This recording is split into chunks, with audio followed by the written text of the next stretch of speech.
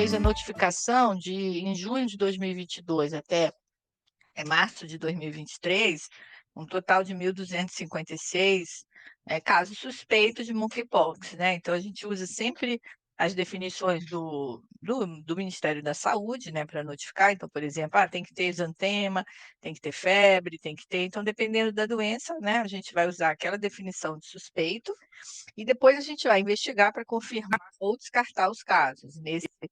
O monkeypox havia, né, a coleta ainda a coleta de amostra, né, da secreção da bolha, né, da vesícula que forma, e esse exame vai para o Adolfo Lutz e vai confirmar ou descartar pela técnica do PCR. Então, nós confirmamos 877 casos, né, considerando o tempo, o pico maior de notificação foi na semana 30 e 31, a semana epidemiológica, que é a última semana de julho e início de agosto de 2022. Depois houve uma redução progressiva de casos, né? Então a gente ainda notifica, mas um número muito mais baixo de casos atualmente. A faixa etária de maior proporção de casos foi de 30 a 39, com 47,5%, seguida de 20 a 29, com 27,9%, uma mediana de 35 anos. Então, uma idade mais jovem, né? Economicamente ativa. E o sexo masculino foi o que predominou, com 98,4%. Então, assim, é uma predominância assim, muito importante, né, do sexo masculino.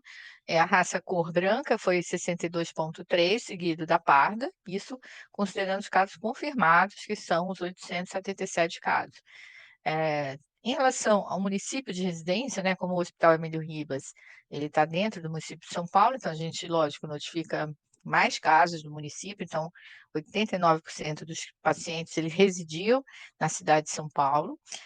Os profissionais de saúde eram proporção muito baixa, 2,4% dos casos, e eles residiam mais na região central, né? Então a gente permitiu também a gente mapear esses casos, e assim, os distritos da região central, República, Consolação, enfim, esses distritos onde teve maior predominância de casos, mas temos casos de outros municípios da Grande São Paulo e assim também como casos de outros estados, né? Mas a maior predominância é o município.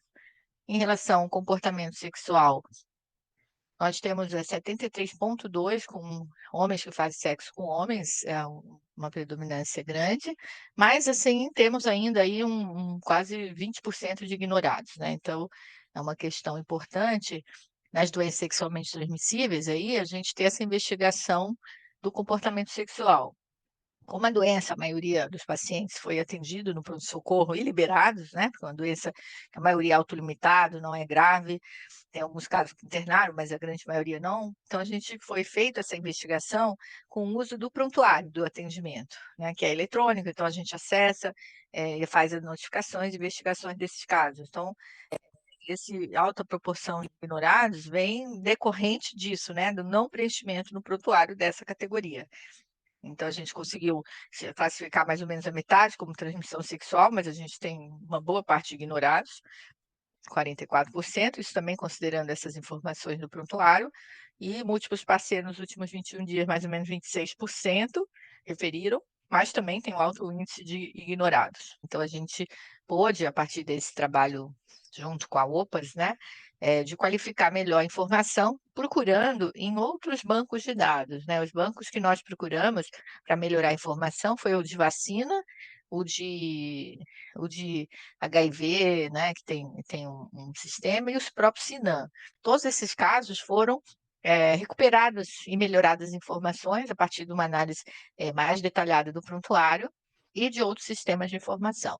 Então, raça-cor possibilitou a melhora de mais ou menos de 11%, onde a gente atualizou mais ou menos 100 pacientes. Então, esse campo ficou com um número de ignorados pequeno, né, que foi muito bom. Graças a esse trabalho da gente está indo atrás de uma melhoria da informação.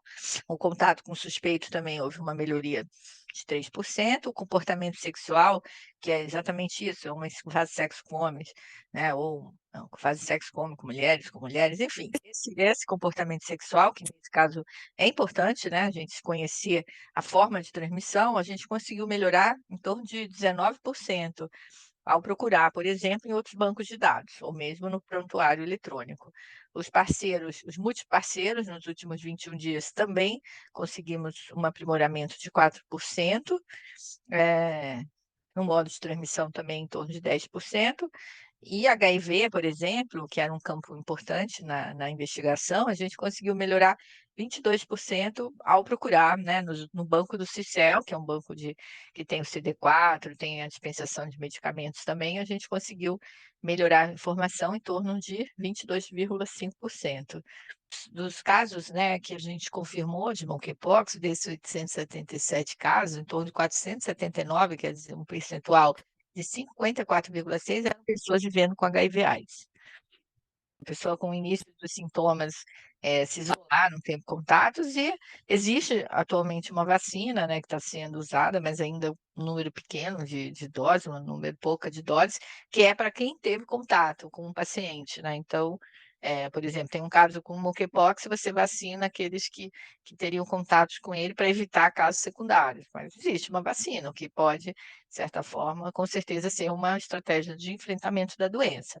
Fora isso, são as estratégias de educação, né, de conscientização para que se use preservativos e que em qualquer início, né, de sintomas, né, as pessoas fiquem afastadas e não tenham contatos, né, acho que a questão dos múltiplos parceiros, especialmente em situações de não uso de preservativo, não só monkeypox, assim como outras formas de transmissão, né, outras doenças sexualmente transmissíveis. Mas você pode pegar o monkeypox, né, pelo contato de pele, né, então você tem, de fato, que ter esse cuidado aí no sentido de contatos com pessoas que você não conhece, pessoas que possam, né, estar doentes, né.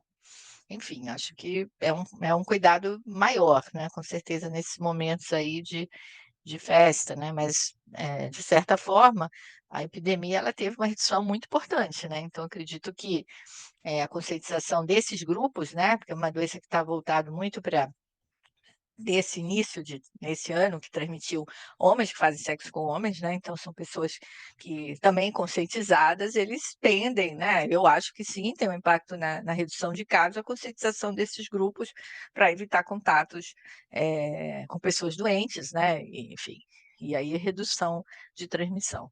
O Brasil é um país, primeiro, muito grande, né, que tem uma população muito grande, então tende as doenças infecciosas a terem um peso muito, muito maior até do que outros países menores, pela própria quantidade de pessoas.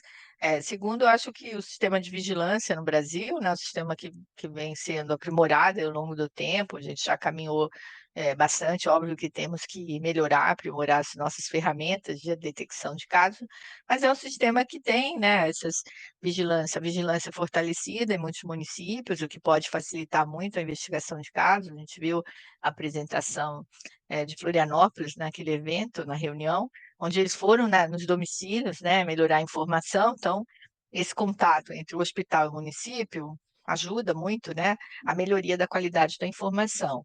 E esse trabalho junto com a OPAS permitiu a gente ter, primeiro conhecer um pouco mais, a situação de monkeypox no Brasil e segundo, poder aprimorar mais essa informação, porque para você tomar decisões, né, para você tomar decisões em termos de medidas de prevenção, é muito importante você ter uma informação, boa de qualidade, né. Então você vai fazer uma ação, mas tem muito ignorado, né. Então acho que esse é um desafio, né, para monkeypox, para as doenças sexualmente transmissíveis, essa dificuldade do registro em prontuário das questões de comportamento sexual. Eu acho que outro ganho é exatamente a gente ter, né, a possibilidade de ter a publicação, né, que seria o e-book, né, e depois uma publicação científica, o que vai permitir, assim, que a gente dissemine mais essa informação, para que a gente tenha uma resposta, né, se houver um aumento de transmissão aí, como você destacou, em momentos de festa, de carnaval, etc., para que os serviços estejam atentos na detecção desses casos